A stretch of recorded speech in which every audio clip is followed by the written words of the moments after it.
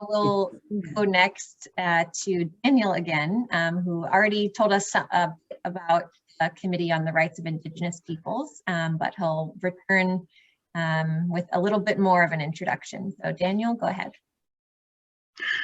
Okay, the NGO Committee on the Rights of Indigenous Peoples. We can move ahead. Again, thank you. We meet on the third Thursday of every month, except the months of July and August, and we meet from 1 to 3 in the afternoon. For now, we are meeting online for the same reason as most other people are. So our committee and mission, it includes Indigenous peoples, representative organizations and institutions, international movements, government organizations, that is non-governmental organizations, and community-based organizations as well. We're seeking to promote the 1993 United Nations International Year of the World's Indigenous People. At least that was the beginning.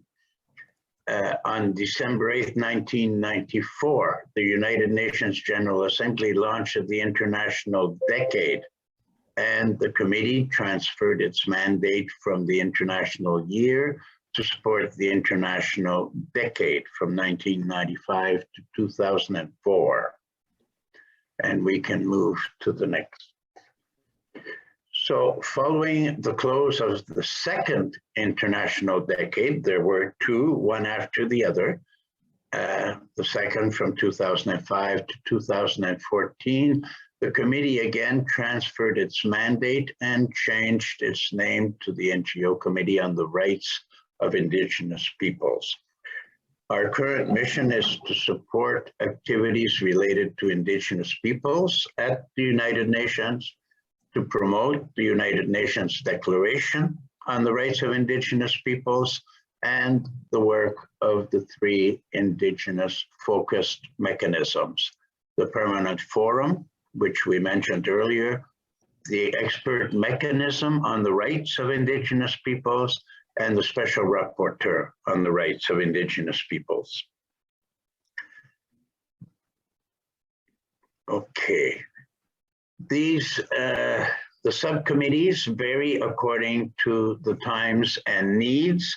I freely admit that I was not there for the initiation of this NGO committee, but I have been there and mostly part of the executive committee since 2004. Currently, we have a subcommittee studying and working on traditional Indigenous medicines and on mental health issues, which is doing very interesting work.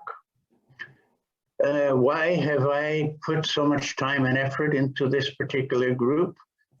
Because I had the privilege of working with Indigenous peoples in Canada and the US, in Peru, as well as in much of Central and South America, especially in the Amazon region for a number of years.